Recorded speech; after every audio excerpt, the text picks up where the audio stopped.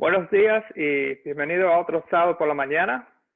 Este sábado por la mañana nosotros vamos a estar hablando y profundizando un poco Mateo 16, del versículo 5 hasta el versículo 18.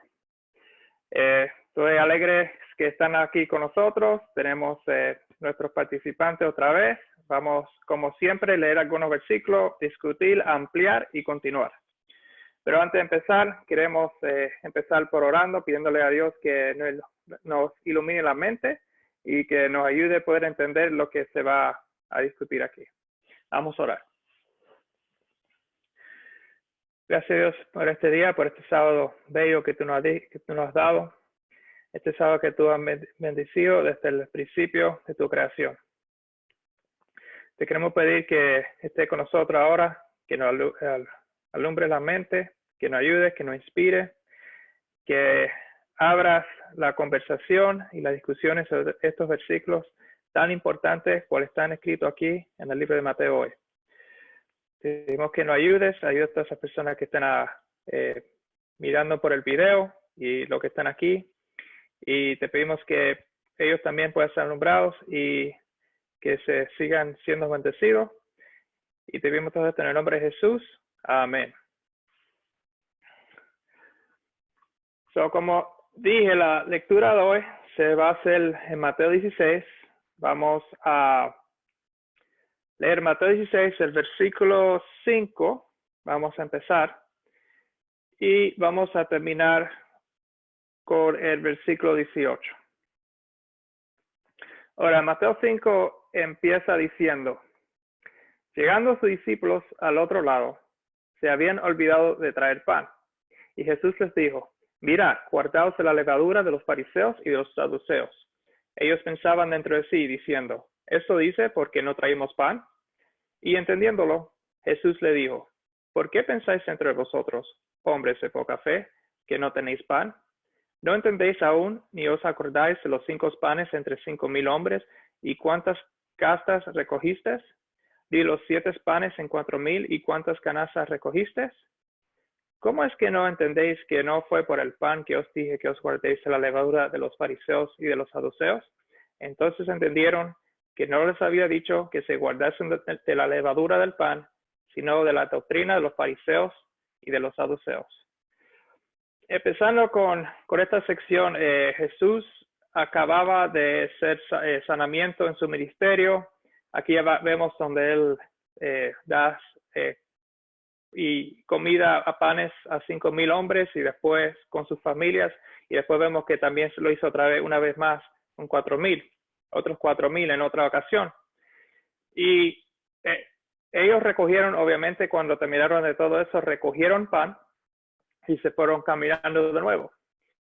Y entonces Jesús le dice a los discípulos, Jesús le dice a sus discípulos que no son muy de traer el pan, y que mirad guardados de la levadura de los fariseos y de los saduceos. Ahora, la pregunta es exactamente, ¿qué es el pan? Si alguien quiere comentar sobre el pan.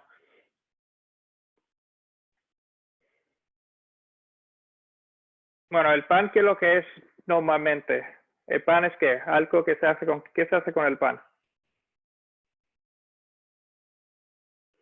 Cualquier persona que quiera contestar puede. ¿Iba a comentar? El pan en sí es un alimento y no para nutrirnos, otro alimento más entre todos los alimentos que hay para nutrir nuestro cuerpo. Y para hacer pan se usa varios ingredientes como la harina, y también se usa el leudo, que hace que el pan crezca cuando se hornea. Vemos ingredientes ahí, y Jesús está haciendo esta analogía de la levadura, y la está aplicando a lo que son las doctrinas de los fariseos, de los maestros religiosos en ese entonces. Pero el pan, siendo fuente de alimento y de nutrición para nosotros, también el pan es no solamente se hace esa analogía del pan, sino también se hace la analogía de que Cristo en sí es ese pan, el pan que bajó del cielo. Por ende, si el pan que comemos, pan físico que comemos en este mundo, nos llena, nos nutre, quizás nos alimenta, pues obviamente es lo mismo con Cristo, quien es el pan de vida. Él nos da vida, Él nos nutre, Él nos alimenta con ese pan que sería en este caso su palabra. Pero a Él se le denomina como el pan que descendió del cielo. Pero su palabra, todo lo que Él habló está asociado también con eso del pan. Sí, exactamente, eso mismo. Quería tocar el pan, es algo que nos nutre. Después lo de Jesús lo voy a tocar un poquito después, pero el pan es algo que nos nutre, que nos llena, que nos ayuda a tener vida temporal, porque nosotros tenemos que comer. Y la levadura, como dijiste, es algo que cuando tú pones el pan, la harina, la levadura y trabajas todo junto y lo pones a cocinar, la levadura es lo que lo hace crecer. Pero aquí ellos estaban pensando del pan físico. Y el pan físico es, como tú dijiste, es para comer. Ellos acaban de hacer, Jesús acaba de hacer 2 diferentes milagros aquí con panes, por lo que vemos, cuando dio a 5,000 y a 4,000, y otra ocasión 4,000 a personas, con su familia le dio de comer. Y ellos estaban pensando sobre eso mismo, sobre el pan de comer. Pero Jesús, como estaba diciendo, estaba pensando sobre el otro pan, el pan espiritual, el pan que es Él. Y aquí menciona guardaos de la levadura de los fariseos. Y como dijiste, la levadura se le pone al pan para que lo haga crecer. Pero la levadura aquí, ellos pensando que los fariseos, los saduceos iban a poner levadura extraña al pan que ellos estaban comiendo. No sé por qué pensaron eso, porque ya el pan estaba hecho. Pero Jesús está hablando de la otra levadura. Si Jesús es el pan de vida, como estaba mencionando, ese pan de vida también tiene levadura. Y la levadura aquí, Jesús lo conecta aquí en el versículo 12, dice que le había dicho que se guarden de la levadura del pan, sino de la doctrina de los fariseos. Aquí Jesús está conectando la levadura del pan con la doctrina de los fariseos, o levadura con doctrina. En otras palabras, la levadura es conectada con la doctrina. El pan normal que hacemos se le pone levadura, y el pan que es Jesús también tiene su levadura, que cuando nosotros comemos ese pan o comemos Jesús, ¿y cómo se hace? Se hace leyendo la palabra, se hace aceptándolo, se hace creyendo en Él. Eso está en Juan capítulo 6, creo que es, donde Jesús habla sobre que Él es el pan, y ellos preguntan cómo es que recibimos, y Él dice creyendo en Él, o creyendo en el Hijo de Dios. Entonces, la levadura de los fariseos es la doctrina falsa, cual si la aceptamos, crece en nosotros en error. La levadura que está en el pan que es Jesús, es la doctrina de Jesús, la doctrina pura, que si nosotros la aceptamos como Él la enseñó, su doctrina pura, crece en nosotros. Y el pan de Él, que es el mismo, nos da a nosotros vida eterna. Y eso se encuentra en otra, como dije, en Juan 6, capítulo 6, por la mitad por ahí. Entonces, aquí está haciendo para resumir, estaba haciendo una diferencia entre la levadura humana, o el otro ejemplo, por ejemplo, si uno le pone levadura mala al pan, el pan sale malo. Si le pone levadura buena al pan, el pan sale bien. Si nosotros cogemos a Jesús y entendemos doctrinas equivocadas, nosotros no tenemos a Jesús. Y Jesús es la vida eterna. Si nosotros tenemos la doctrina correcta sobre Jesús, aceptamos a Jesús porque tenemos el pan puro con la levadura pura, o la doctrina pura, y entonces creemos en Él, como dice la Escritura, como Él nos enseñó por todos lados, y así nosotros tenemos vida eterna. No sé si alguien quiere añadirle a ese pensamiento. Sí, yo quiero decir algo con relación al pan. La mensajera del Señor dice que hay ciencia en hacer un buen pan. Eso es importante y lo que estás diciendo con relación a que los judíos o los fariseos tenían la verdadera palabra de Dios, pero por eso Jesús dijo la salvación viene de los judíos, o sea, ellos tenían la palabra y Jesús vino a ampliar esa palabra, pero ellos le echaron al pan algo que no debían echarlo. Lo mismo surge hoy en día cuando tú compras un buen pan. El buen pan, ¿cómo tú clasificas un buen pan que no está adulterado? En los perseverativos. Por ejemplo, cuando tú vayas al mercado a comprar un pan, mayormente le van a echar vinagre. Al parecer se ve bien bonito, pero tiene vinagre.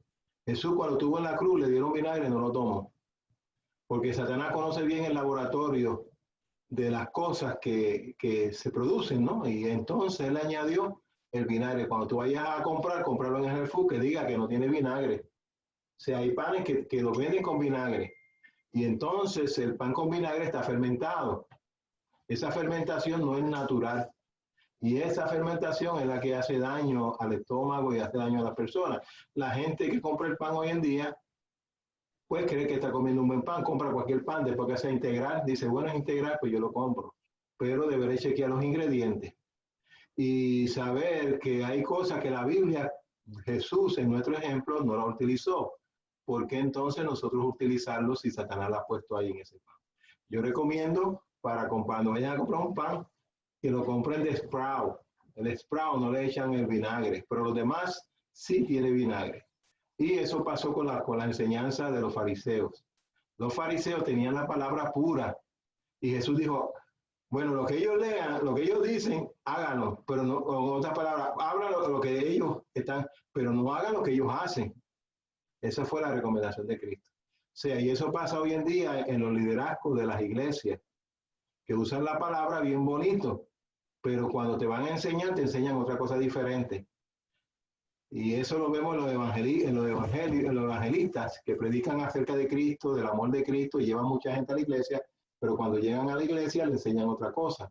Y ahí está el conflicto. O sea, ellos predican la palabra y por la palabra están diciendo cosas correctas del amor de Dios, del cuidado de Dios, de la protección de Dios y las experiencias que han tenido ellos con Jesús, etcétera. Pero cuando llegan a la iglesia le dicen otra cosa y ahí está el dilema. Sí, voy a hacer un comentario breve. Por lo regular, otra forma de verlo es que pan que Dios da, hablando de Cristo, bueno, no tiene nada agregado, no tiene una levadura. De hecho, normalmente la levadura es comparada con el pecado. No sé si puedes encontrar el 1 Corintios 5:8 para leerlo. Vamos a leerlo desde el versículo 6. 1 Corintios 5, 6 al 8.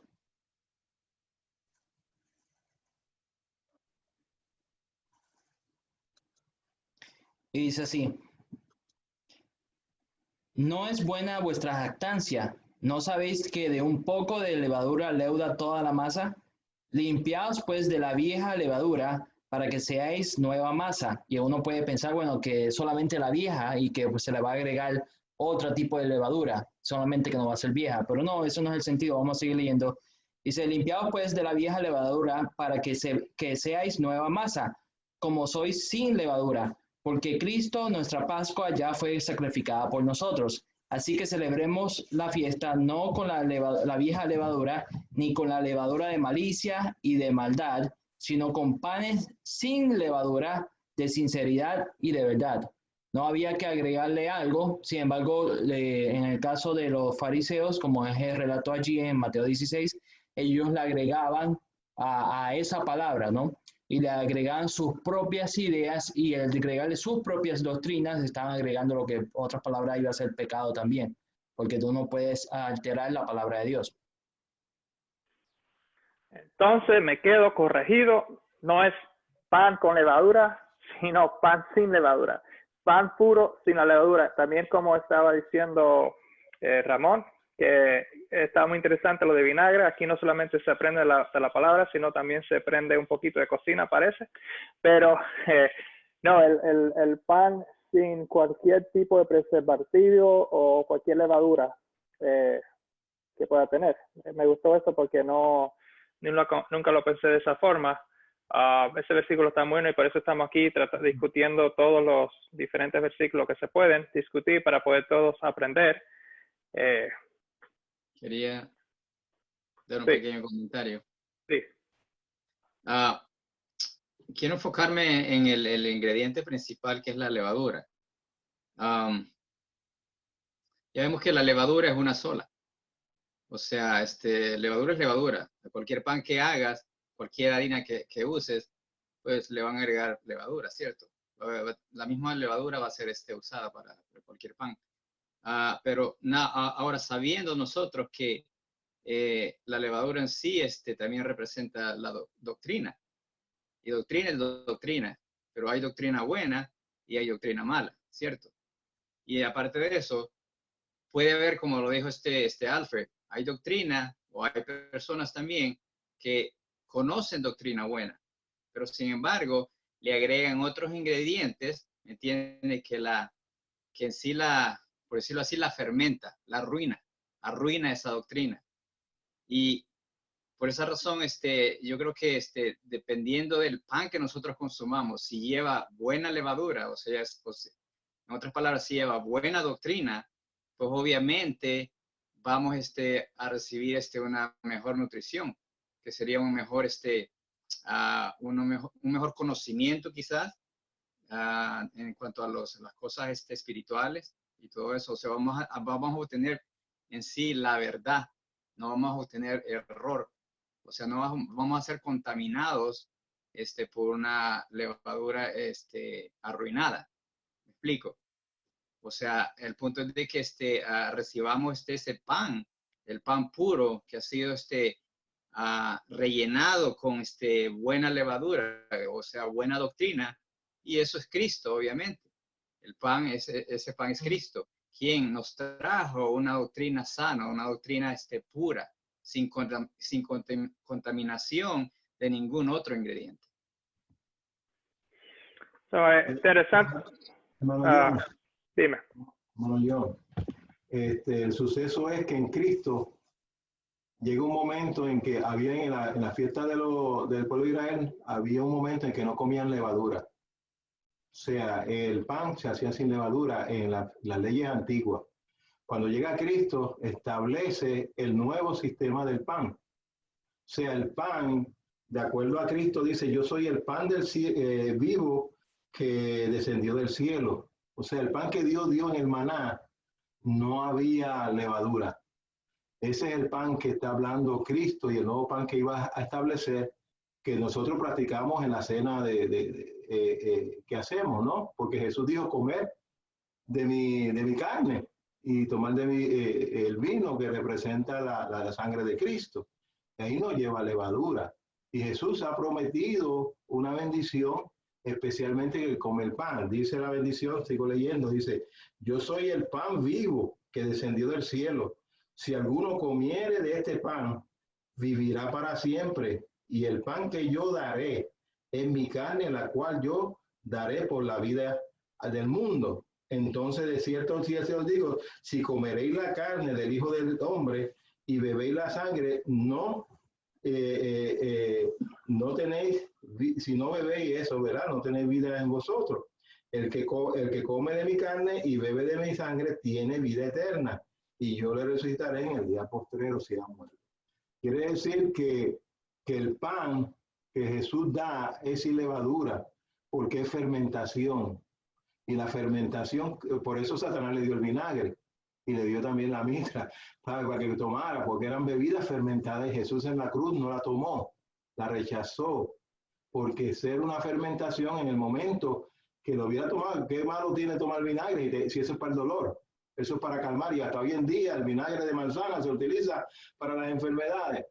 Pero en el caso de Cristo, él comprendía bien y Satanás comprendía que si Jesús tomaba en la cruz tan siquiera el vinagre o algún hecho de fermentación, por eso Jesús estableció la cena diferente a como lo practicaba y la llevó, entonces el pan lo llevó ¿dónde? A la tumba.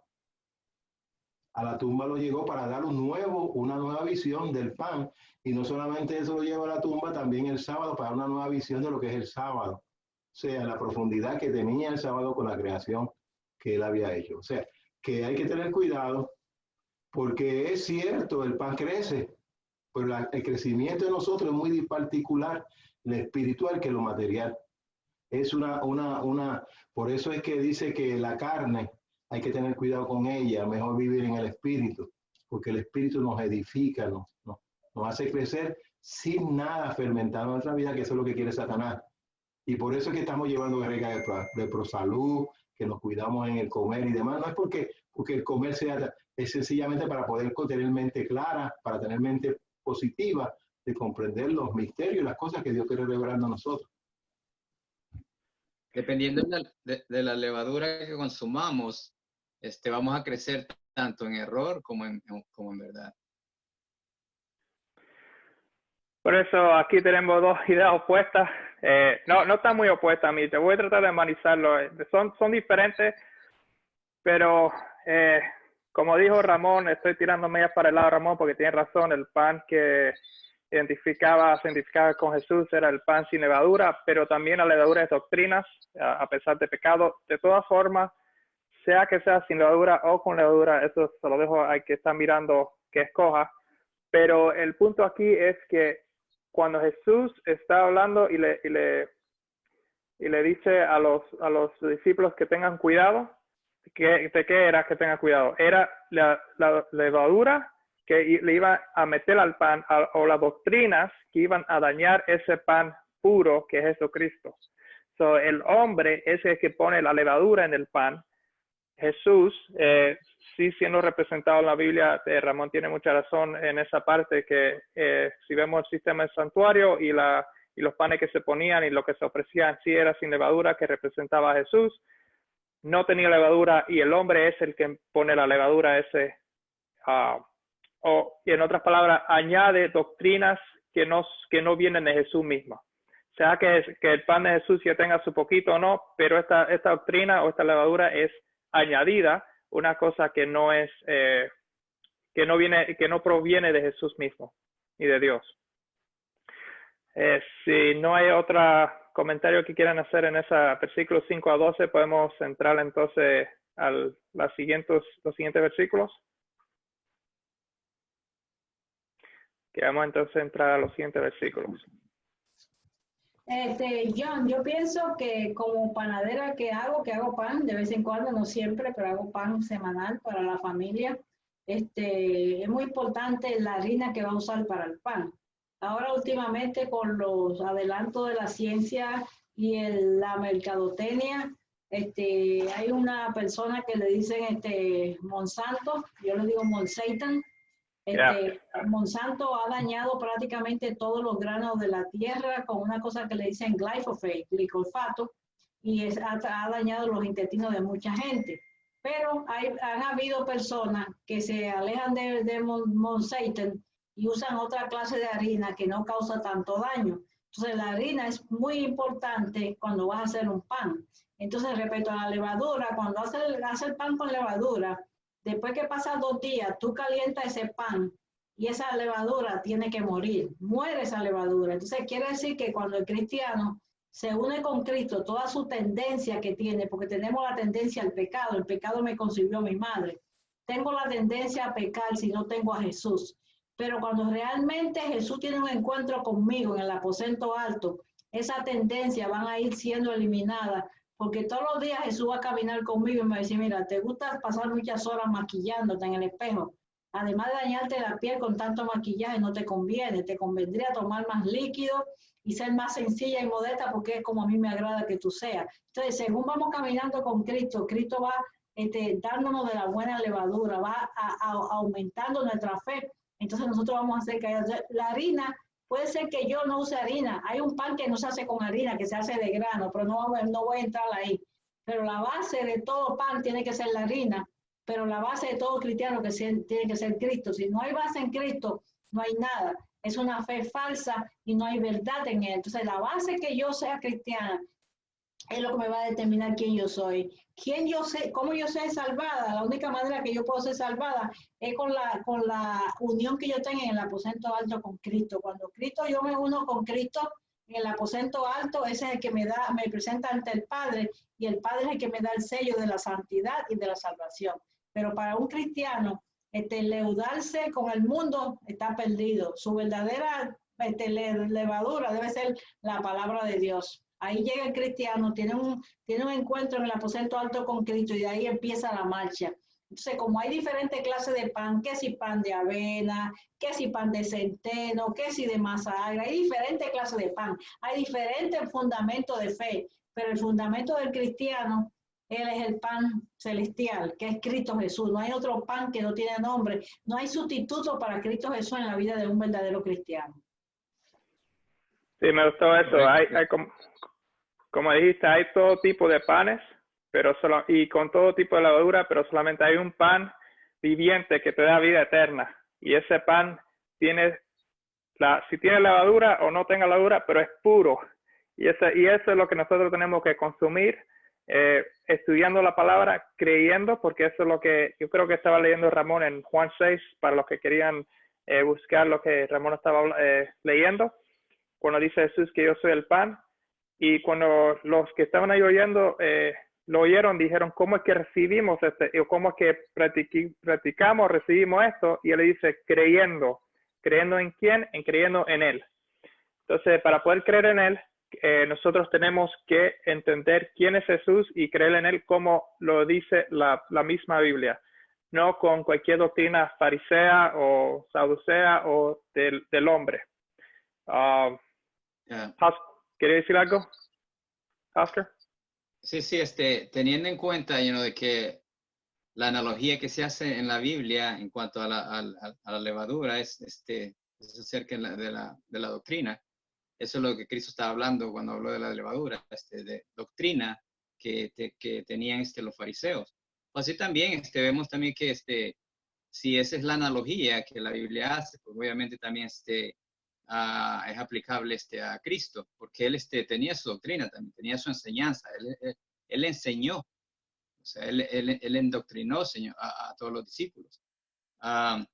Por ejemplo, segunda de Juan 1:9 dice, cualquiera que se revela y no persevera en la doctrina de Cristo, no tiene a Dios. El que persevera en la doctrina de Cristo, el tal tiene al Padre y al Hijo. O sea, si tú quisieras parafrasear ese versículo, diría, cualquiera que se revela y no persevera en la levadura de Cristo, no tiene a Dios. El que persevera en la levadura de Cristo, el tal tiene al Padre y al Hijo. O sea, nada más el enfoque que yo estoy haciendo es en la analogía que la palabra de Dios hace en cuanto a la levadura.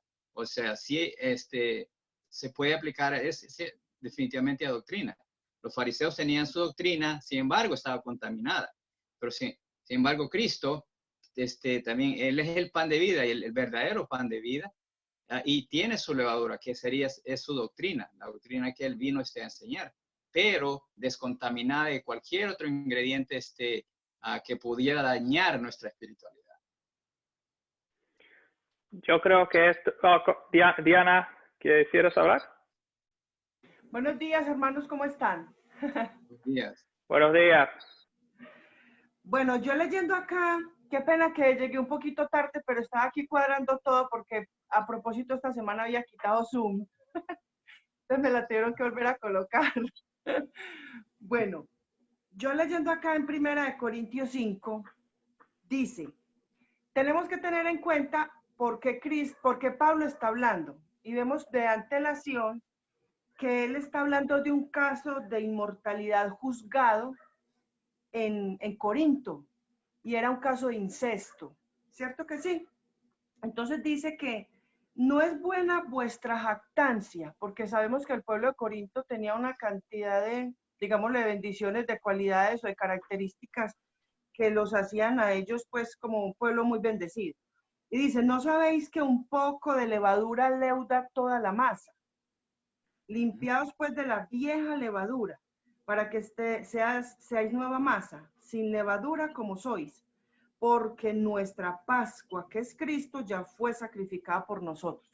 Entonces, ¿qué veo yo acá? Acá veo yo dos cosas muy importantes para mi concepto. Pablo les está hablando de que ellos deben sacar la levadura que está introduciéndose en la iglesia de Corinto, que es ese pecado, que es el incesto, que es lo que ellos creen que está normal y dejémoslo ahí, y que realmente hay que sacarlo, porque si se va a permitir ese pecado ahí dentro de la comunidad, entonces se va a leudar todo el pueblo. Entonces tenemos que cortar de raíz lo que estaba sucediendo. Entonces, cuando Pablo les hace esta analogía de la levadura, le está diciendo un poco de levadura leuda toda la masa. Si ustedes no prestan atención a lo que está sucediendo acá en el momento, se les va a salir de las manos esta congregación, digámoslo así. Por eso dice Pablo, un poco de levadura leuda toda la masa. Cuando el Pablo les dice a ellos, límpiense de la vieja levadura, de todo lo que ustedes arrastraron por costumbre, de todo lo que ustedes arrastraron que pensaron que era bueno, de todo lo que ustedes pensaron que no era pecado, ustedes deben limpiarse de eso. ¿Por qué? Porque ha venido la verdadera levadura que es Cristo, que nos manda a que nos limpiemos completamente de esa vana manera de vivir, de ese viejo hombre que nos impulsaba a nosotros al pecado. Y por eso dice acá que para que seamos nueva masa. Por eso aquí en Mateo 16 les está diciendo en el versículo 8, y entendiéndolo Jesús les dijo, ¿por qué pensáis dentro de vosotros, hombres de poca fe, que ustedes no son pan? ¿Por qué ustedes dejan que los fariseos y los saduceos y los sacerdotes de la ley los guíen y ustedes no entienden que ustedes son también pan? Pero ¿qué quiere Jesús? Que abandonemos esa levadura vieja de la costumbre, de la enseñanzas cerradas que muchos de nosotros, yo por ejemplo soy una mujer que no nací en el adventismo, entonces yo tengo que dejar esa vieja levadura para venir a mí a hacer una nueva masa en Cristo. Porque si yo sigo con todo eso viejo que traje de la iglesia católica y de la iglesia evangélica, yo no voy a poder recibir lo que Cristo verdaderamente tiene para mí. Y si yo me remito a la cena del Señor, cuando ellos comieron la cena, el pan era sin levadura, porque Cristo ya era su pan, era a él al que debían comer. Por eso él les dijo, yo soy su carne, yo, Cristo. ¿Y qué levadura hay en Cristo? ¿Qué hay que fermente a Cristo? Nada, nada.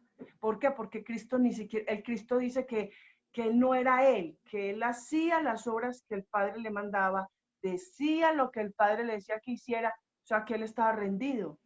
¿Qué nos está mandando Cristo a nosotros? A rendirnos. Yo no soy nadie, yo no soy nada, yo no tengo que tener levadura, yo no tengo que hacer mi propia masa, porque Corintios dice, porque Cristo ya fue sacrificado por ustedes, que es nuestra Pascua.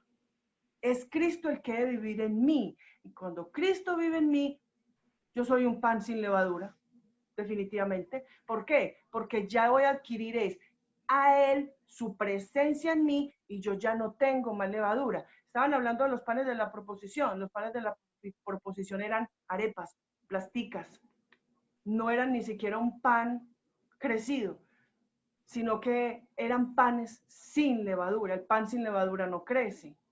Inclusive el pan sin levadura creo que dura un poco más porque no se fermenta la masa. Entonces mire qué tan tremendo como si podemos atar, en mi opinión, porque esta es una escuela sabática donde todos tenemos una opinión. Si yo miro a Mateo y yo miro a Corintios, me está diciendo, ¿y ustedes por qué creen que ustedes no tienen pan? ¿Por qué se están dejando guiar por estos fariseos? ¿Por qué siguen con estas costumbres? El Señor les decía, hagan lo que ellos dicen porque lo que dicen es bueno, pero no sean como ellos. ¿Por qué? Porque era gente leudada, no se podía hacer sanidades en sábado, no se podía hacer el bien en sábado, no se podían caminar determinadas millas, pero ellos sí partían las millas para poderlas completar. Entonces mire qué tan tremendo como el Señor está diciendo, yo soy su Pascua. Yo, Cristo, quien murió. Ahora ustedes no tienen su propia levadura, me tienen a mí, Cristo. Y me parece muy tremendo porque Pablo les hace esta analogía del pan con respecto a un pecado. Y les está hablando de un pecado de comunidad, un pecado visible. El hijo está siendo incestuoso. Entonces, mire qué tan tremendo como yo pienso que la invitación de nosotros es a dejar cualquier clase de levadura. Egoísmo, orgullo. Nosotros como adventistas del séptimo día y más ahora que estamos en la deidad, pensamos que tenemos mucha doctrina, mucho conocimiento, somos los salvados, somos el remanente. Pero hermanos, hay tanto orgullo que impedimos que las personas vengan a Cristo, porque somos como si fuéramos un pueblo extraordinario que tenemos todos los méritos y mientras más seamos así, con esa presunción, la gente no va a entrar al reino de los cielos. Por eso cada día, como decía Pilar, debemos ir a la cruz, morir en la cruz, a entregarle al Señor allá todo lo que somos, porque todavía yo, Diana, todavía tengo levadura que me fermenta y que necesito dejar en la cruz porque no hay otro lugar ni otra forma. Entonces, no son solo pecados personales, son pecados de comunidad. Un poco de levadura leuda toda la masa. ¿Qué me está leudando a mí? ¿Qué está leudando a mi comunidad? A veces creemos que porque tenemos una iglesia virtual no tenemos responsabilidades. Y así seamos una iglesia virtual, porque por la misericordia del Señor tenemos estos medios, tenemos responsabilidad. Porque si un miembro del cuerpo se duele, se va a doler todo el cuerpo. ¿Cuánta responsabilidad tengo yo como miembro de Juan 17:3 de la deidad de no pecar, para no doler a mis otros hermanos donde quiera que se encuentren? Yo creo que eso es una responsabilidad de creyente que debemos de tener. ¿Qué levadura? Y enseñarle esto al pueblo. El pueblo conoce mucho de profecía, pero el pueblo no quiere venir a un arrepentimiento. El pueblo no quiere venir a una comunión con el Padre. El pueblo del Señor no quiere. Yo decía, la iglesia adventista tiene tanta doctrina y tanto conocimiento. Si ellos entendieran que lo que el Señor les ha dado, no lo tiene nadie allá afuera. Hermano, yo fui católica y fui evangélica por muchos años. Y les digo, yo lo doy todos los días, gracias a Dios por haberme traído acá. ¿Por qué? Porque lo que el Señor le dio a este movimiento no lo tiene nadie. Nadie. Es que la iglesia afuera no lo conoce y eso entristece. Y nosotros que lo tenemos, nos creemos tan sobraditos y que ya no necesitamos más. Y eso no es así. A nosotros nos van a juzgar por todo lo que nos han dado, por todo lo que nos han entregado. ¿Cómo se lo compartimos a otro? ¿Con cuánto amor y humildad se lo llevamos a otros? Y eso es Cristo. Cristo sanó, Cristo libertó, Cristo alimentó a los hambrientos, vistió al desnudo, no tenía donde recostar su cabeza. O sea, si nosotros viéramos a Cristo realmente como Él se nos quiere mostrar a nosotros no tuviéramos levadura. Pero la vanidad, todavía gente diciendo que no hay que salir al campo, todavía gente diciendo que el Señor no ha dado la orden, todavía permitiendo pecados y que el Señor es el que trata con ellos. No, hermanos, soy yo el que tengo que venir al arrepentimiento. Dios no va a chasquear los dedos. Pecado de adulterio, se fue de Diana. No, es mi condición, yo, Diana, la que tengo que ir a la cruz. Cristo no tenía adulterio y más sin embargo lo tomó. ¿Por qué? Por causa de nosotros. Entonces, ¿qué tenemos que entender yo, o qué entiendo yo por esta palabra? Yo sí soy pan y puedo alimentar a muchos. Yo, Diana, tengo mucho que dar, pero ¿soy masa leudada o soy masa Cristo? Mi verdadera Pascua. Gracias, hermanos. De nada. De nada. Le dio un golpe a muchos clavos. Yeah.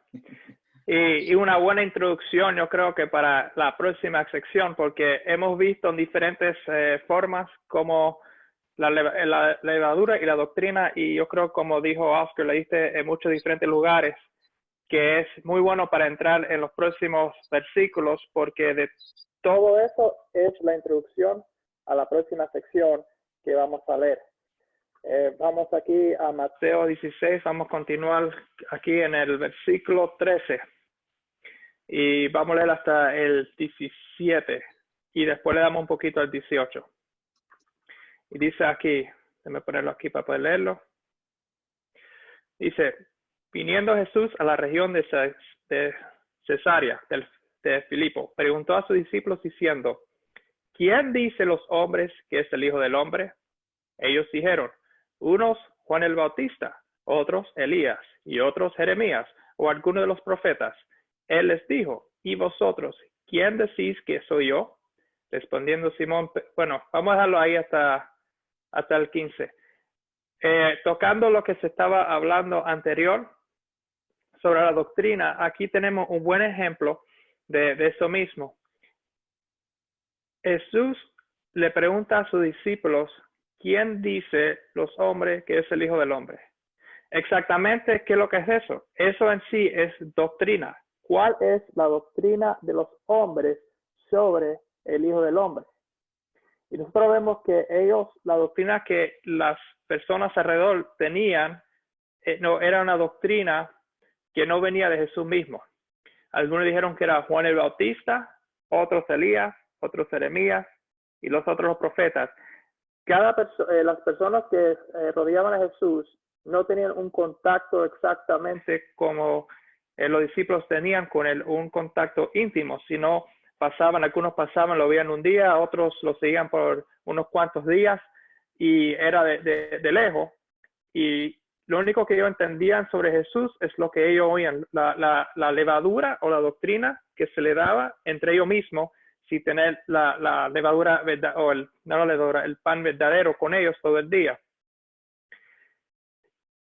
Pero continuando aquí, Jesús, después que le preguntó sobre qué es lo que la gente cree sobre él, le hizo una pregunta más personal ahora a los discípulos para ver si ellos entendían exactamente quién era Jesús.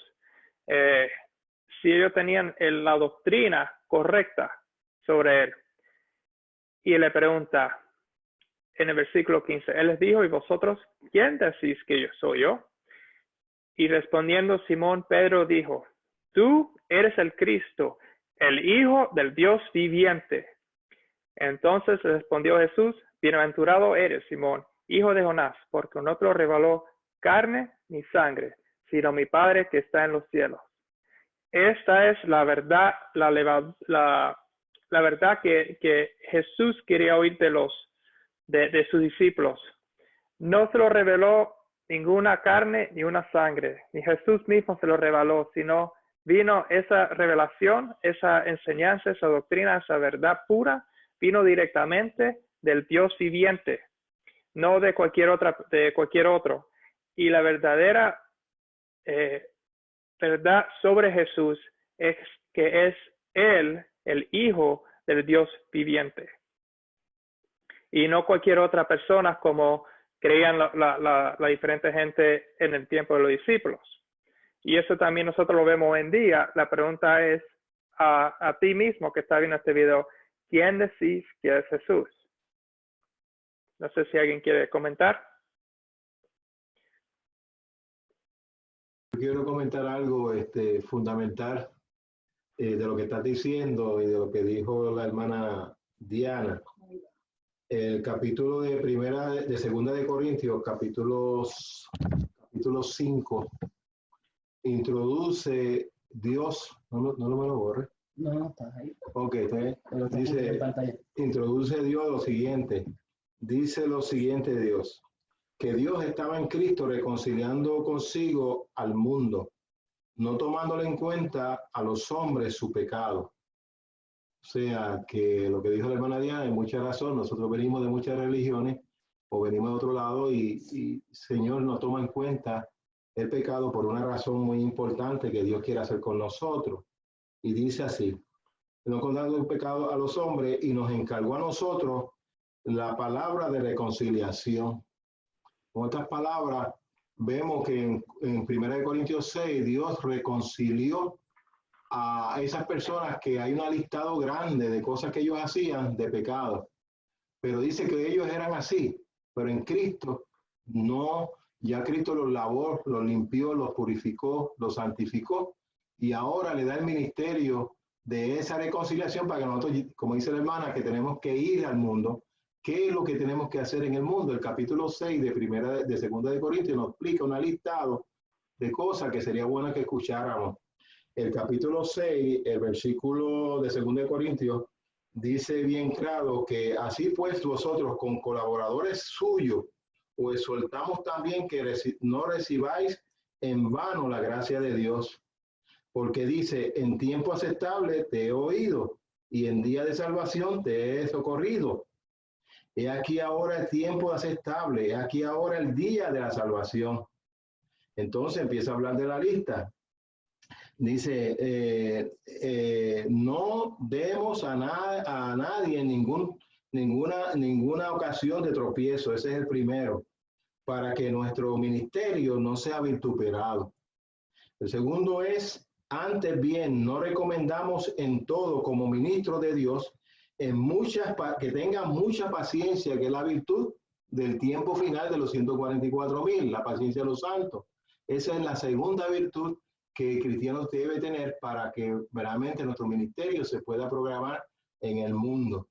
Dice más todavía, dice entonces, en tribulaciones, en necesidades, en angustia, en azotes. Los apóstoles pasaron por esa tribulación porque Cristo la pasó también. O sea, nosotros vamos a vivir la vida de Cristo y estas son la forma en que Cristo vivió. Y eso fue lo que Dios le capacitó con su espíritu. Y dice más adelante, en cárceles, en tumultos, en trabajo, en desvelo, en ayunos, en pureza, en ciencia, en longanimidad, en bondad del Espíritu Santo, en amor sincero. ¿Por qué? Porque Dios nos amó a nosotros. El Espíritu Santo que está mencionando ahí menciona que Dios es amor. Y dice en Juan 4 que Dios es espíritu. O sea, el espíritu viene sencillamente por Dios. Y por eso que nos habla ese mandamiento de una de las virtudes que debemos de tener. En palabra de verdad, en poder de Dios, con alma de justicia, diestra y siniestra, para honrar y por deshonrar.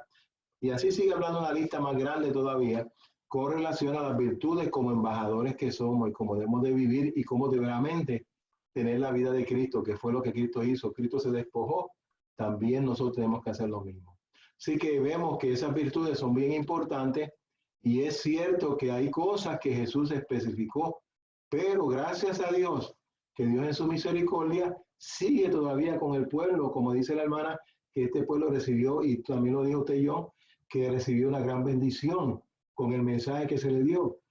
Y Dios puso pauta de los eventos que están surgiendo. Y nosotros tenemos que reconocer esas pausas, y uno la coge de una forma y otro la coge de otra forma. Pero nosotros debemos tener la unidad. Y eso es lo importante de este ministerio para programar el Evangelio. John. Eso es lo que quería decir. John, ¿estás ahí? Sí, sí. Recordando de que el meollo del evangelio es centrado principalmente en la gran verdad de que Cristo es el Hijo de Dios, y los versículos que tocaste hace poco, pues nos apuntan a ese tema, al tema de que la gran verdad de que Cristo es verdaderamente el Hijo engendrado de Dios. Así es de que también comenzamos hablando de la levadura, y vemos de que hay tanta levadura en el mundo, ¿cierto? Y levadura contaminada. Pues nosotros ya sabemos de que hay un concepto acerca de Cristo, de que muchos, especialmente entre el mundo cristiano, pues creen que cuando Cristo vino al mundo, muchos creen de que Cristo era el mismo Padre, o sea, ese Dios, el Padre Celestial, quien estaba aquí en este mundo. Muchos creen eso. Y esa es levadura contaminada, para decirlo más directamente. Pero nota el primer versículo en el capítulo que estamos leyendo en Mateo, que es el versículo primero. Desde ese mismo principio, ese capítulo nos da a saber a nosotros, o nos dice, o presenta más bien a Cristo como el Hijo y no como Dios el Padre. Mira, lo vamos a leer, lo voy a leer, y dice, mira, y viniendo Jesús a las partes, perdón, en Mateo 13, voy al 1, dice, Y llegándose los fariseos y los saduceos para tentarle, le pedían que les mostrase señal del cielo. O sea, si es correcto en esa enseñanza de que la mayoría de los cristianos se enfoca en que Cristo era ese Dios Padre, quien bajó y vino a morir por nosotros. Y luego la Escritura también nos dice de que Dios no puede ser tentado, ¿cierto? Eso es lo que la Escritura nos dice. Y es más, lo vamos a leer en Santiago 1:13, dice, cuando uno es tentado, no diga que es tentado de parte de Dios, porque Dios no puede ser tentado. Así es que si esa levadura contaminada que se ha divagado por cientos de años por el mundo cristiano, de que Cristo era ese mismo Padre, no armoniza en sí con la Biblia, porque Dios no puede ser tentado, ¿cierto? Y en este versículo se nos dice que los saduceos fueron a tentar a Cristo. Si Cristo era verdaderamente ese Dios Padre quien bajó y murió, pues ¿cómo podía ser tentado entonces por los fariseos? Y menos por Satanás. Satanás sabemos que tentó a Cristo en todo, ¿cierto? Y eso se lee en Marcos 1:13. Tenemos este versículo que nos verifica eso. Dice, y estuvo allí en el desierto 40 días siendo tentado por Satanás. Y obviamente estaba con las fieras y los ángeles le servían. Así es de que si esa doctrina o esa levadura que se ha divagado por tanto tiempo es correcta, no armoniza absolutamente en nada con esos versículos, porque dice que Dios no puede ser tentado. Así es que el que estuvo aquí en el mundo, el que bajó, el que dio su vida por nosotros, fue el Hijo de Dios, no fue el Padre, ¿cierto? O sea que desde el mismo principio, en este capítulo, vemos de que Cristo está siendo presentado como el Hijo de Dios. Sí, eso mismo es lo que yo veo aquí en el Mateo 16. Ponerlo para atrás aquí de nuevo para verlo. Lo mismo que veo aquí, cuando Jesús le pregunta a sus discípulos qué es lo que los hombres creen sobre el Hijo del Hombre. Eso mismo es como hoy en día. ¿Qué es lo que ellos creen? ¿Qué es lo que creen hoy en día la cristianidad? ¿Qué exactamente es lo que ellos piensan sobre quién es Jesús? Y nosotros vemos que hay muchas diferentes religiones, diferentes ideas. Tenemos el trinitarismo, que es uno de los más comunes, donde son 3 personas y componen un Dios. Tenemos el triteísmo, que son 3 dioses separados que conforman un comité. Tenemos el modalismo, que son un Dios, pero hace un papel de 3 diferentes personas, que es un poco diferente, no 3 personas en uno, sino uno que hace papel de 3. Y estoy seguro que hay otras diferentes doctrinas por ahí. Y la cosa esa es, ¿qué es lo que tú dices quién es Él? Y cuando Él se lo preguntó a los discípulos, los discípulos tenían Juan el Bautista, tenían los profetas, pero hoy en día nosotros no tenemos eso, porque hoy en día, como tú me estás mencionando, cientos de años, prácticamente 2000 años después, nosotros estamos memorizados con una mente más moderna.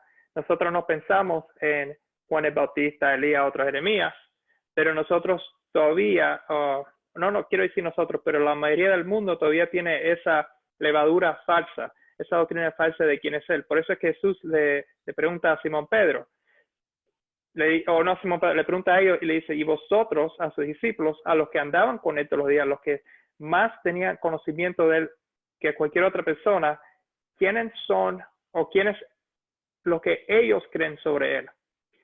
Y la respuesta en sí, cuando uno ve aquí, la respuesta en sí no vino de ellos, por lo que dice Jesús aquí en el versículo 17. Cuando respondió Simón Pedro dice, tú eres el Cristo, el Hijo del Dios viviente.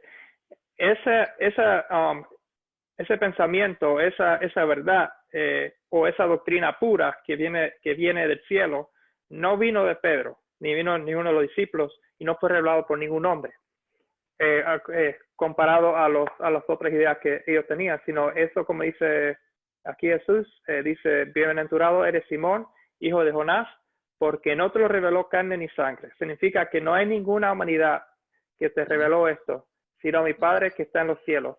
Esta es una verdad que vino directamente desde el cielo, directamente desde el Dios viviente, como ellos lo conocían, que era el Padre. Este enfoque, por eso es que quise empezar con los primeros versículos anteriores, donde se está hablando de levadura, se está hablando de pan, que es lo que es la levadura, doctrina, que los fariseos y los saduceos y la gente tenían, que eran ideas erróneas de quién era Jesús, porque si nosotros leemos después en otras partes de los evangelios, que es lo que los fariseos y los judíos, los discípulos, no los discípulos, las personas que rodeaban a Jesús pensaban, oh, este no es hijo de José, este no es hijo de carpintero, este quién es, de una sirena. ¿Qué cosa buena sale de allá? No conocían a Jesús y tenían diferentes ideas. Y siempre especialmente, yo creo que se menciona mucho más en el libro de Juan, pero en el Evangelio siempre eso está por discusión. ¿Quién tú eres? Y Jesús siempre se apuntaba a él como el Hijo de Dios.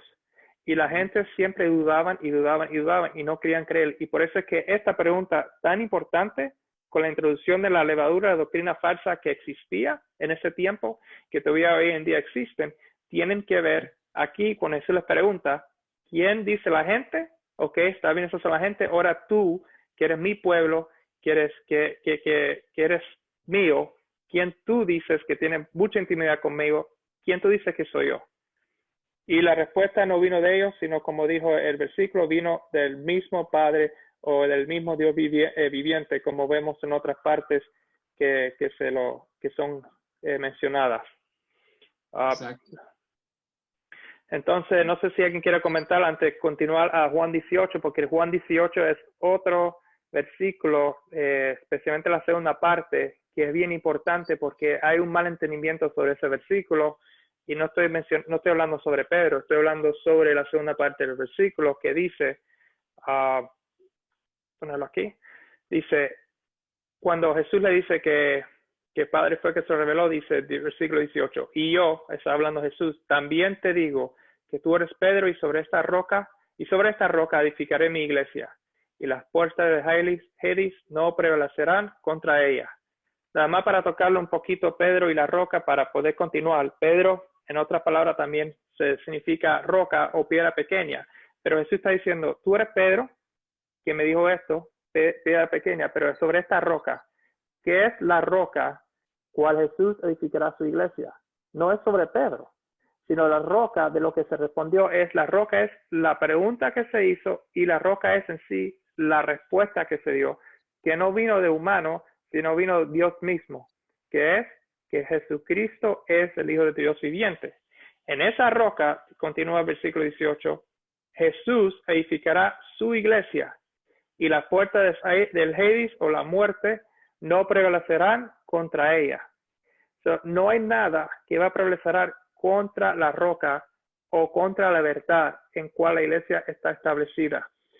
Eso es yo creo que el resumen más importante de todo esto es que esa roca, esa verdad, nada estará contra eso. Muchas iglesias, muchas diferentes denominaciones, muchas diferentes creencias creen que Jesús es parte de un comité, Jesús un tercero de uno, Jesús es un papel que se juega. Pero en todas esas diferentes doctrinas de hombre que tienen, si uno la investiga, tiene una raíz pagana, todas esas doctrinas no es la doctrina que Jesús o la verdad que Dios le reveló a Pedro, que Jesús quería oír y que Jesús está edificando su iglesia, es que es Él el Hijo de Dios. Cualquier persona, cualquier iglesia que no tenga, no en palabras, no en metáforas, sino la misma verdad pura como está escrito en toda la escritura, que Él es el Hijo de Dios, no es la iglesia que Jesús edificó o estableció. Por eso es que también dice que Él es el cornerstone, ¿cómo se dice? La piedra. Ya podemos ir a alguno de esos pasajes, que Él es la piedra angular. La piedra angular, sí, ahora vamos a los pasajes. Él es la piedra angular y la piedra angular es la verdad que Él es el Hijo de Dios. Y de ahí está todo construido. ¿Cuáles son los pasajes que tú quieres ir a Bueno, así solamente como referencia previamente, en 1 Corintios 10:4 a Jesús dice que también es una roca, que Cristo es una roca. Entonces vemos en el pasaje, como acabas de mencionar, que a Pedro se llama Petros o roca, pero a la misma vez a Cristo se le llama roca. Entonces hay dos cosas que se mencionan en esa conversación. Mencionan a Petros, pero también mencionan otra roca que es Cristo, que también se reconoce como una roca. Y podríamos ver que en la profecía hablaba de una roca que iba a venir. Una de ellas se encuentra en Isaías 28:16. Si podemos pasar ese pasaje. Isaías 28:16. A ver si lo puedes poner en la pantalla para los hermanos. Isaías 28:16.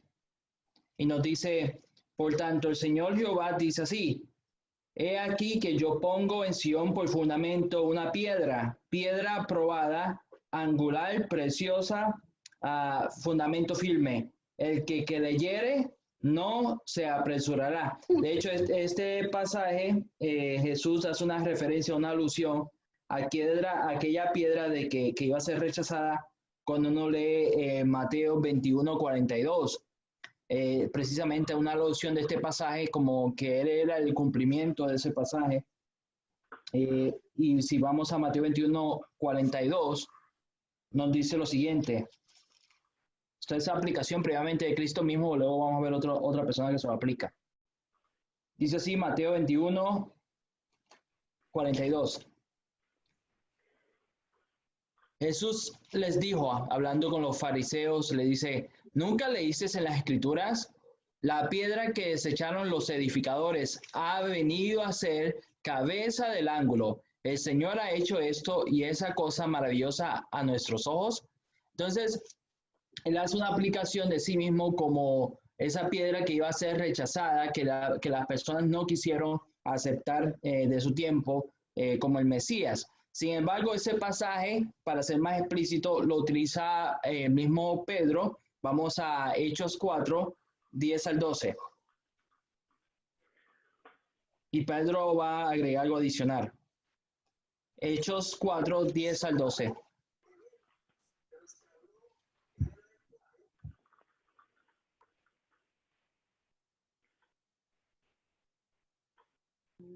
Amén. Hechos 4:10-12 dice así: sabed todos vosotros y todo el pueblo de Israel que en el nombre de Jesucristo el Nazareno, a quien vosotros crucificasteis y a quien Dios resucitó de entre los muertos, por él este hombre se halla aquí sano delante de vosotros. Este Jesús es la piedra reprobada por vosotros los edificadores, la cual ha venido a ser cabeza del ángulo. Y dice el versículo 12: y en ninguno otro hay salvación, porque no hay otro nombre bajo el cielo dado a los hombres en el que podamos ser salvos. Entonces coloca a Cristo como aquella piedra angular que se mencionaba en el capítulo 28 de Isaías, y él, Cristo, lo identifica el mismo Pedro, que está en la conversación de Mateo 16, como que Cristo es la piedra angular. Y de hecho, esa piedra que es angular también se menciona adicionalmente en la Biblia, un pasaje más. Vamos a Efesios 2:19-22 y ver qué función tiene esa piedra angular, Cristo como piedra angular en relación con la iglesia. Efesios 2:19-22. Entonces esto nos va a llevar a lo que estamos leyendo aquí en Mateo 16. Dice así: así que ya no sois extranjeros ni advenedizos, sino conciudadanos de los santos y miembros de la familia de Dios. Y dice el versículo 20: edificados sobre el fundamento de los apóstoles y profetas, siendo la principal piedra del ángulo Jesucristo mismo, en quien todo el edificio bien coordinado va creciendo para ser un templo santo en el Señor, en quien vosotros también sois juntamente edificados para morada de Dios en espíritu. Entonces vemos que a Cristo es presentado como Él siendo el fundamento, la base, la piedra angular de la iglesia, sobre quien es edificada el resto del cuerpo, el resto de la iglesia. Que es lo que nos ya estaba hablando Mateo 16, que nos dice de que sobre esta roca iba a ser que edificada ¿qué? La iglesia, y las puertas del Hades no iban a prevalecer contra ella. Y esa profecía de Isaías 28 se cumple en la vida de Cristo, particularmente Él como el Hijo de Dios, su identidad. De hecho, eso es lo que dice el versículo, vamos otra vez a Mateo 16 y versículo 20. Mateo 16, versículo 20, una vez que Jesús le dice este relato, le dice, entonces mandó a sus discípulos que a nadie dijesen que era Jesús el Cristo. Sabemos que aquí hace la conexión, ¿no? Inicia el diálogo hablando de quién era el Hijo del hombre. Entonces la identificación fue de que él era el Cristo, versículo 16, el Hijo del Dios viviente. Y precisamente la aplicación de Cristo, o que significa ungido, va precisamente en relación con su Hijo, porque su Hijo es el que fue ungido. Entonces vemos aquí que la roca es precisamente Jesucristo, su identidad como Hijo de Dios. Y hay mucho más que podríamos hablar acerca de eso, porque ¿por qué Cristo es el fundamento de la iglesia? Bueno, eso lo podríamos encontrar en 1 Juan 4, versículo 8 al 10, y yo creo que con eso sí concluyo. 1 Juan 4, 8 al 10.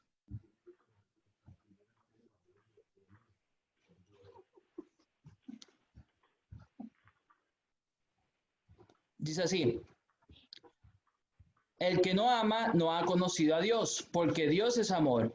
En esto se mostró el amor de Dios para con nosotros, en que Dios envió a su Hijo unigénito al mundo para que vivamos por él. En esto consiste el amor, no en que nosotros hayamos amado a Dios, sino que Él nos amó a nosotros y envió a su Hijo en propiciación por nuestros pecados. Y voy a leer el versículo 11, dice, amados, si Dios nos ha amado así, debemos también nosotros amarnos unos a otros. Entonces vemos que la razón que Cristo es el fundamento es que Cristo es la revelación del amor de Dios. Y si te lees el versículo 19 de ese mismo capítulo, el versículo 19 nos enfatiza todavía esto más de una forma muy peculiar. Nos dice que nosotros la amamos a Él, refiriéndose a Dios, porque Él nos amó primero. Entonces nos enseña que de la forma que nosotros podemos amar a Dios no es simplemente porque a nosotros se nos place. Nuestro amor por Dios es una respuesta a la revelación del amor que Dios tiene hacia nosotros. Por lo tanto, la forma que nosotros podemos poder amar a Dios es necesario que nosotros primeramente reconozcamos que Dios nos ama a nosotros. ¿Y cómo nosotros podemos saber que Dios nos ama? Lo que acabamos de leer, el versículo 8 al 10.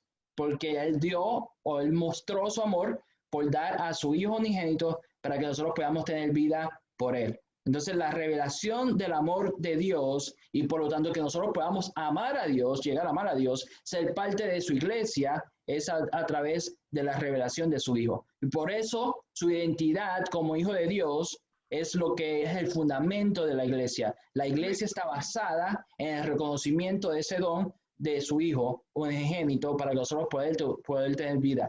Entonces, podemos ver cómo se hila la idea de Mateo 16 con la identidad de Cristo como el fundamento de la iglesia de Dios. Porque pues, a través de Cristo, su identidad, quién es Él, nosotros podemos llegar a amar a Dios reconociendo el sacrificio, el gran sacrificio que Dios hizo por nosotros. Amén. O sea que aprendemos de que la iglesia de Dios va a estar meramente fundada en esa gran verdad, va a estar fundada en Cristo, en la gran verdad de que Él verdaderamente es el Hijo de Dios. Eso es lo que en realidad Cristo sí está hablando en ese punto. Wow, eso fue un buen resumen de ese pasaje que vemos en Mateo 16, cuando dice, y la importancia, porque Jesús está preguntando, ¿quién eres? O ¿qué es lo que ustedes creen sobre mí? Y muy buena explicación cuando el versículo 18, cuando dice, yo también te digo que tú eres Pedro, y sobre esta roca edificaré mi iglesia. que la roca y no es Pedro. Y muy bueno que portaste al libro de Hechos, donde Pedro mismo explica lo que Jesús mismo le dijo a Pedro, cuál es, que no es él, sino es la verdad sobre Jesús, quién es Jesús, que es la roca, que él es la roca y que es Jesús la roca que se está hablando aquí, y la roca es la verdad sobre su identidad como hijo de Dios viviente. Porque vimos también todos los pasajes que tú mencionaste, Alfred, esa relación entre Dios que mandó a su hijo, entre Dios siendo un padre que mandó a su hijo, que esa verdad es una verdad, como dijo Ramón anterior, que uno va y le habla a la gente afuera que no conocen, que Dios te amó tanto, Juan 3:16, que tanto amó Dios al mundo que mandó a su único unigénito hijo para que todo el que crea en él no se pierda, más se salve. Y ese es el punto, que crea en él, que crea en quién, que crea en el Hijo de Dios. ¿Quién decís que soy yo?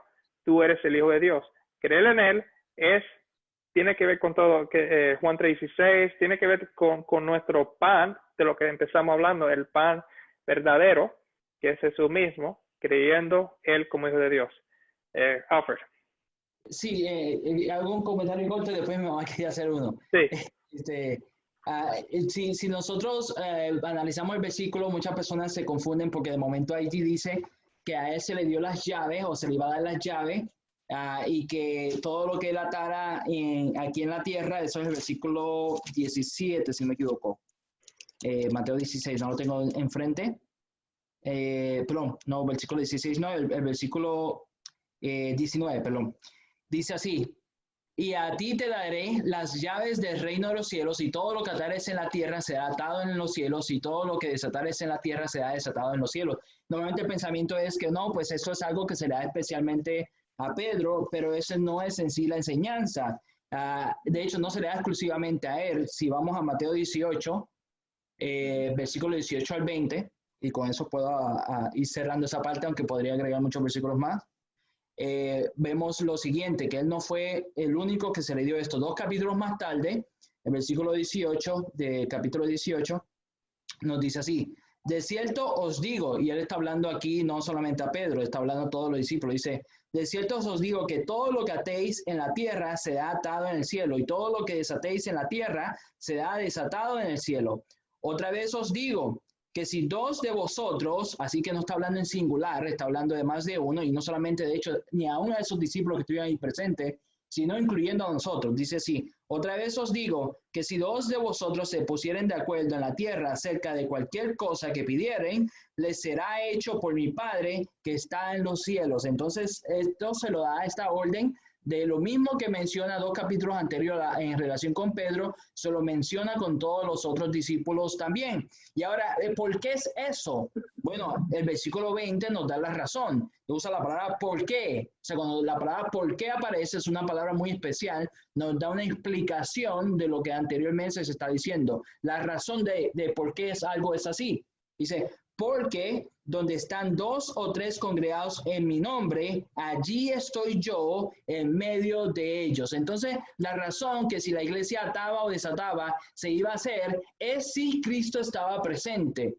Y es por su presencia que lo que ellos hagan se hace en el cielo. No es porque tengan ellos un poder en especial, sino que es la presencia misma de Cristo que ellos iban a tener, que iba a hacer esas cosas por ellos. Cristo otra vez es la fuente, es el fundamento de la iglesia, es el poder de la iglesia, y por eso las puertas de Hades no pueden prevalecer contra ella.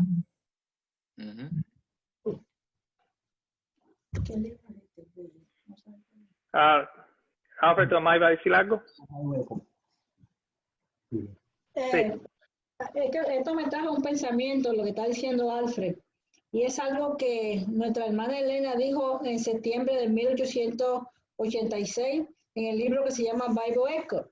Y ella dice que en estos días de tantos engaños, cada uno de nosotros, ¿no?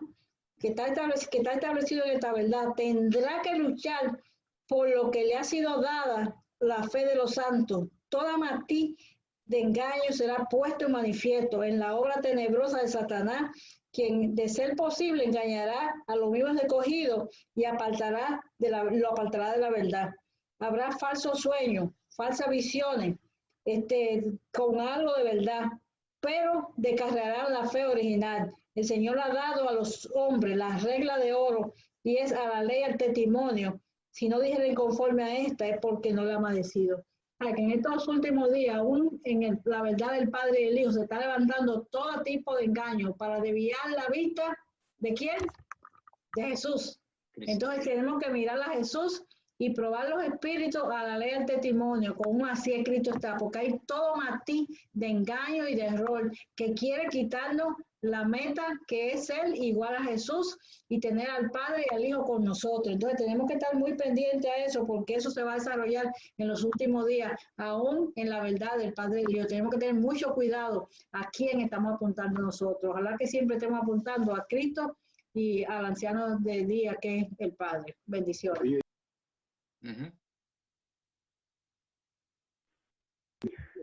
Oye, John, Pedro parece que entendía que iba a haber problemas por lo que tú leíste en el capítulo 18 con relación a la piedra. Y Pedro mismo, en el libro de Pedro, primera de Pedro, capítulo 2, Pedro explica lo que tú leíste allá. Y entonces él hace una aportación importante para que crean que él no es la piedra en sí. Y lo dice en el capítulo, primera de Pedro, capítulo 2, versículo 6 en adelante. Por lo cual contiene la escritura, he aquí pongo en Sion la principal piedra del ángulo, escogida, preciosa, y el que creyere en él no será avergonzado. Para vosotros, pues, lo que creéis, él es precioso. Pero para los que no creen, la piedra que los edificadores desecharon ha venido a ser cabeza del ángulo y piedra de tropiezo y roca, y dice bien claro, roca que hace caer, porque tropiezan en la palabra, siendo desobedientes, a lo cual fueron también destinados. Así que vemos que Pedro explica con relación a quién era esa piedra, que la iglesia de hoy en día dicen algunos que esa piedra era Pedro. Pedro mismo explica en realidad con relación a ese momento en que Cristo le dice que Dios fue que se lo reveló claramente quién era Cristo. Y así va a ser, la piedra va a ser tropiezo, porque si usted ve en el Viejo Testamento y en el Nuevo Testamento, la piedra hace mucho daño, porque cae con Daniel, allí tumba en los imperios. Cae con David, cogió la piedra y la volvió y allí le dio al gigante. O sea, esa piedra tiene poder. Y no solamente eso, la piedra, nosotros somos edificadores de ese templo, pero es el fundamento. O sea, que somos privilegiados en ser partícipes de esas bendiciones, como por eso que dice que es preciosa para nosotros.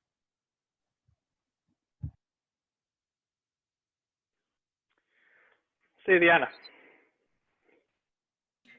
Leyendo estos versículos de Mateo 16 y 17 de lo que Jesús le dice a Pedro y a la iglesia, porque veo que se lo dice a Pedro como persona y le dice, y a ti, está siendo personal, y a ti te daré las llaves del reino de los cielos, y todo lo que atares en la tierra será atado en los cielos, y todo lo que desatares en la tierra será desatado en los cielos.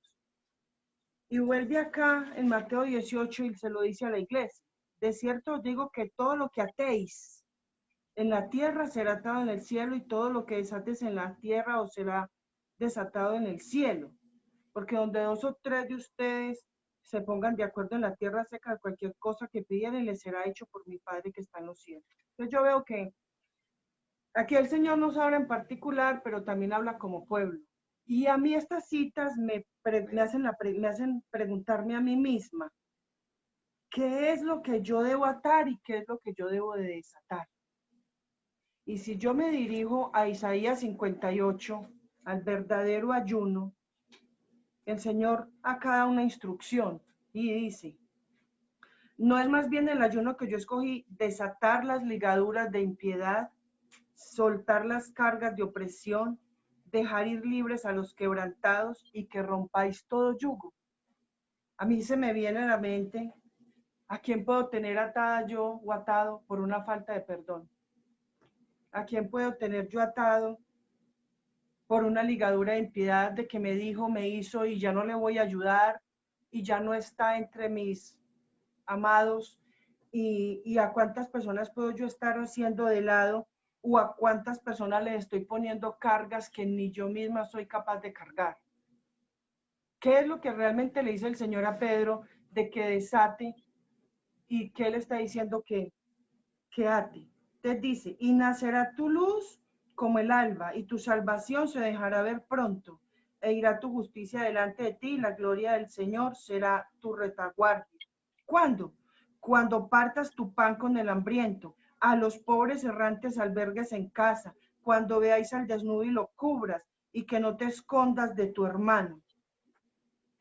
Si quieres todo eso, entonces mire lo que dice el Señor en el 9. Entonces invocaréis y te oirá Jehová, clamarás y dirás a él, heme aquí, si quitares de en medio de ti el yugo, el dedo amenazador y el hablar vanidad, y si diereis tu pan al hambriento y saciares el alma afligida, en las tinieblas nacerá tu luz y tu oscuridad será como el mediodía.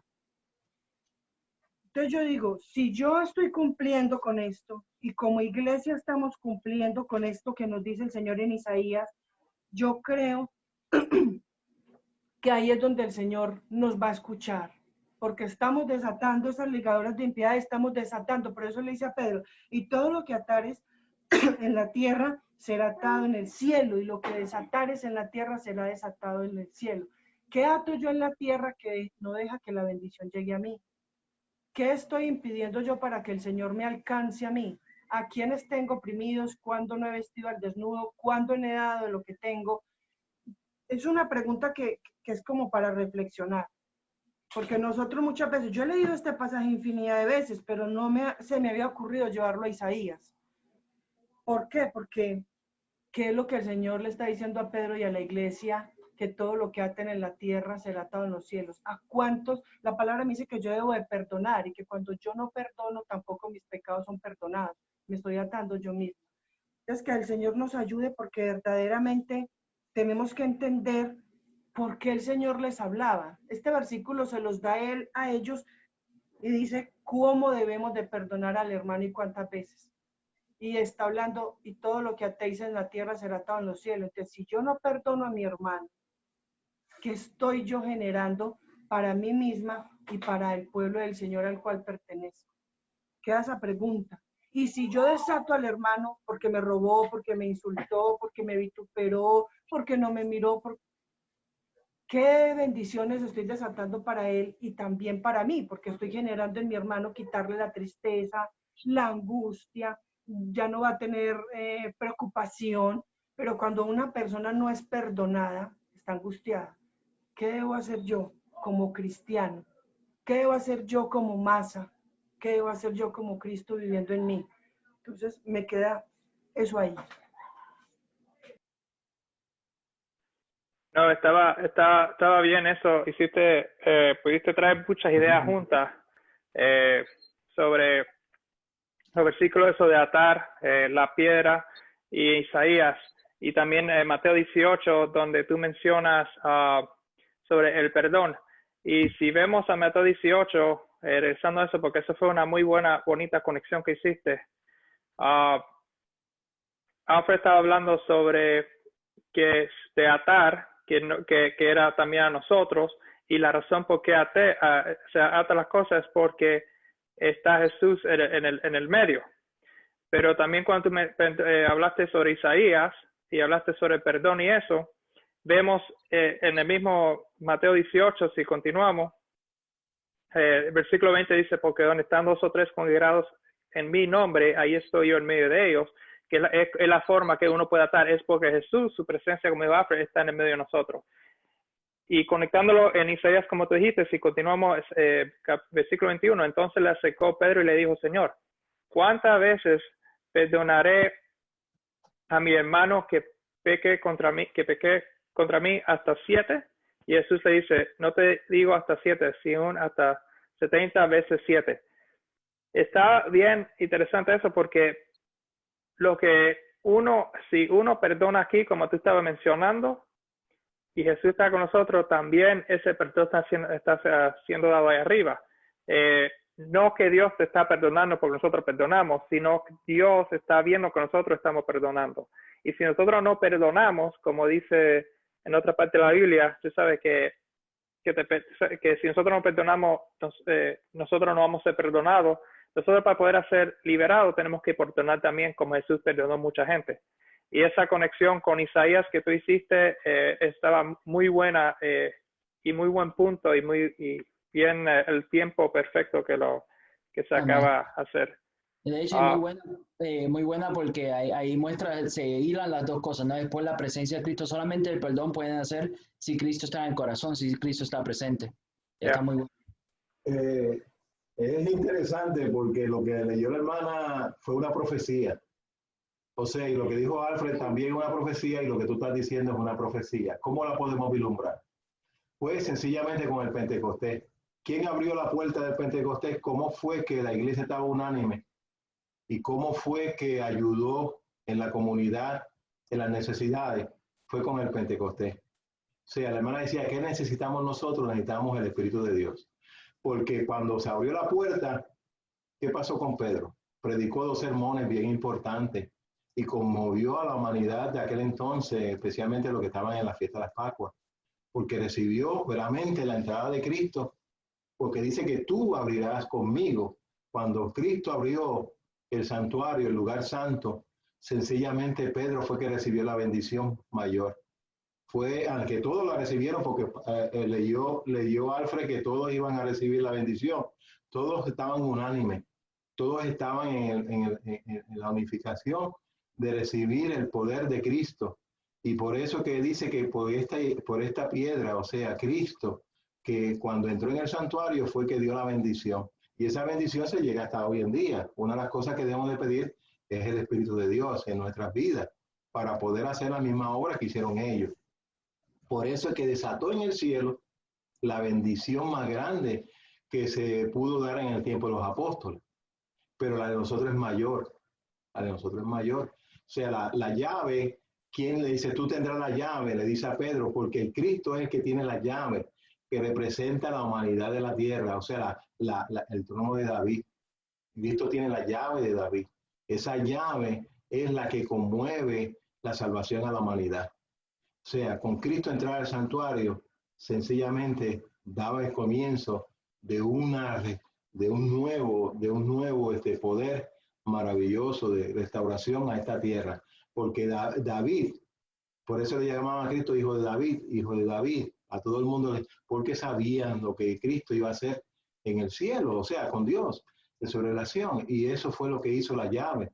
Yo tengo la llave de David. En otras palabras, no hay individuo, y por eso es que tenemos que tener cuidado cuando hablamos de la salvación de los seres humanos. Decimos la gente que ya Dios terminó su juicio, que te va a coger tu nombre, y es cierto, va a coger tu nombre, pero mientras Cristo esté en el santuario, en el lugar santísimo, hay un poder mayor de arrepentimiento. Nosotros no podemos especular quién se va a salvar y quién se va a condenar, porque Cristo está llevando la obra de redención aún más grande que el lugar santo. O sea, el lugar santísimo es mucho mayor en el sentido de las bendiciones, de la reconciliación, porque es lo último que va a pasar. Y Dios dice que ama tanto al pecador que sencillamente no podemos limitar el poder de Dios en cuestión de restaurar. Así que yo creo que la hermana Diana y todos los demás han hablado, aunque lo aplican a su experiencia personal, pero yo creo que tiene más valor ver a Cristo en el santuario, que fue lo que hizo Pedro en el momento en que todos estaban unánimes y recibieron el poder.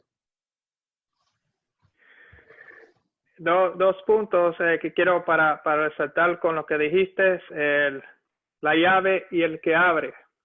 Cuando nosotros vamos aquí a Apocalipsis capítulo 3, el versículo 7, vemos que dice, escribe al ángel de la iglesia en Filadelfia. Esto dice el santo. ¿Quién es el santo? Jesucristo. El verdadero. ¿Quién es verdadero? Jesucristo. ¿Qué es lo que tiene? El que tiene la llave de David, el que abre y ninguno cierra, y cierra y ninguno abre. Eso mismo es lo que tú estás hablando de la llave. Aquí hay un versículo para poder apoyar eso. Y lo otro también es que estamos hablando que para nosotros poder perdonar y para poder hacer todas estas cosas, nosotros necesitamos el poder de Dios, como mencionaste. Y todo esto está basado en una verdad, que es lo que estamos viendo desde Mateo 16. ¿Quién dice que la gente que yo soy? Y la doctrina correcta, la doctrina pura, el pan de vida, y todo tiene que ver que es el Hijo de Dios. Y nosotros, conociendo eso y teniendo el Hijo de Dios, es que nosotros recibimos poder. Aquí vemos, pero no es de cualquier forma. Nosotros aquí vemos en Juan 7, versículo 37, esto es una gran fiesta, dice, en el último y gran día de la fiesta, Jesús se puso en pie y alzó la voz diciendo, si alguno tiene sed, venga a mí y beba. El que cree en mí, como dice la Escritura, de su interior correrán ríos de agua viva. Esto dijo al Espíritu que habían de recibir los que creyesen en él, pues aún no había venido el Espíritu Santo, porque Jesús no había sido aún glorificado. Para nosotros poder recibir el Espíritu Santo, ¿cuál es el poder de Dios? ¿Qué es lo que nos dice Jesús? Que hay que creer en él, pero no en cualquier forma, hay una forma específica que hay que creer, como dice la Escritura. Y la Escritura solamente en Mateo 16 lo que dijo, la declaración que no vino de sangre ni de hueso, sino vino directamente de Dios el Padre, de que vino del cielo, fue que Jesucristo es el Hijo de Dios. Y la única forma nosotros poder recibir a Jesucristo y recibir su Espíritu, y recibir su poder, para poder hacer todas estas cosas que ya se han mencionado, que ustedes mencionaron muy bien con los puntos, es creyendo, como dice la Escritura, quién es Jesús. Creo que hemos cubrido muy bien Mateo 16, empezando de versículo 5 hasta el 20, donde vimos sobre el pan y las doctrinas que estaban trayendo los fariseos y los saduceos, hoy en día las doctrinas que nos traen diferentes personas, y que como continuamos en Mateo 13 al 20, donde diferente gente tiene diferentes opiniones de quién es Jesús. En el tiempo de Jesús creían que eran los profetas del tiempo o los profetas antiguos. En el día de hoy muchas personas creen que Jesús es muchas diferentes cosas que no es lo que la Biblia dice. Pero cuando Jesús te pregunte a ti, ¿quién decís que soy yo? Espero que la respuesta venga del Padre. ¿Cuál es? Que Él es el Cristo, el Hijo del Dios viviente. Con eso me gustaría concluir este tema y tener una oración para poder cerrar. ¿Hay quien quisiera orar?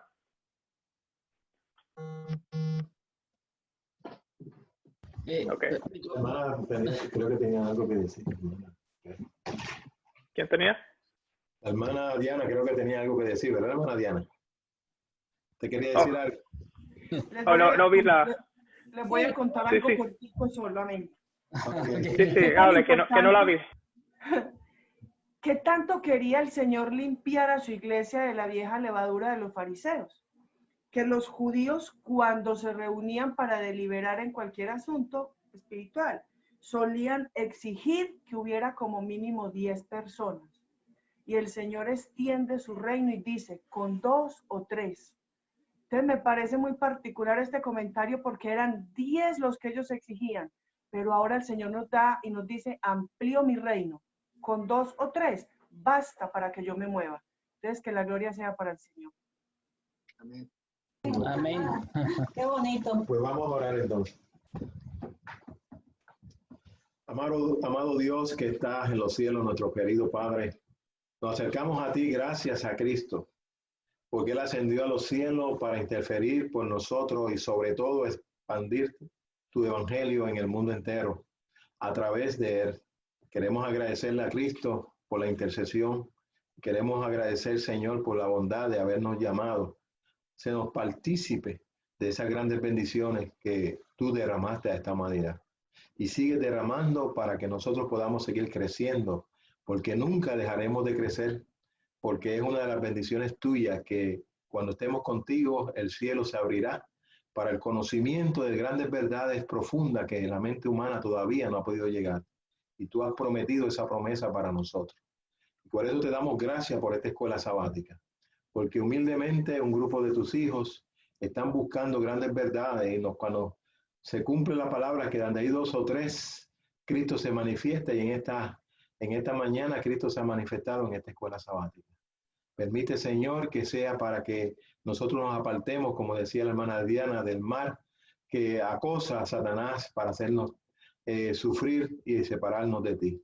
Pero permite que tú envíes ángeles poderosos para que estén a nuestro lado, a cada uno de nosotros y también a cada uno de tus hijos en el mundo, para ser protegidos y cuidados, y que podamos ser protegidos de tal manera que el enemigo no tenga acceso con nosotros. Y como dijo Cristo, apártate, Satanás, tú no tienes nada con nosotros.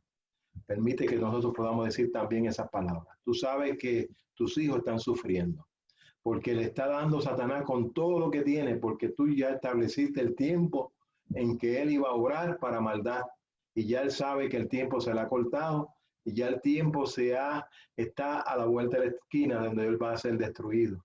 Pero permite, Señor, que tú nos ayudes a ser victoriosos, porque hemos visto que sin la piedra no podemos ser victoriosos, y esa piedra es preciosa que nos cubre y nos protege, porque su promesa es grande, que donde hay 2 o 3, ahí está Él. Y aquí habemos más, Señor, y sabemos que tú estás con cada hijo tuyo, porque esa es la promesa de victoria que tú has dejado para tu pueblo. Ahora bendícenos en el restante del sábado, permite que podamos ser santificados. Y no solamente eso, Señor, podamos recibir las bendiciones que tú estás derramando en este sábado. Por eso te imploramos, Señor, que nos dejes sentir gozo, alegría y felicidad, porque son las cualidades tuyas que tú tienes para tus hijos. Tú no quieres que vivamos sencillamente inseguros. Tú has prometido a través de Cristo, que dijo que miráramos los pájaros, que miráramos los lirios, porque, Señor, que viviéramos un día a la vez, que aprendamos a vivir confiados de que son más los que están con nosotros que los que están en contra de nosotros. Encamínanos en este día a recibir tus bendiciones, y que no importa los ataques del enemigo, podamos tener el escudo que nos protege de la maldad de él. Todo esto te lo pedimos, Señor, no es nuestro mérito, sino porque Cristo lo dijo en su palabra. Y él dijo: yo soy el camino, la verdad y la vida. Nadie va al Padre sino a través de mí. Por más que el enemigo nos enseñe otros caminos, solamente Cristo es el camino, porque es tu amado Hijo. Todo esto te lo agradecemos en el nombre de Él, que es para salvación. Amén.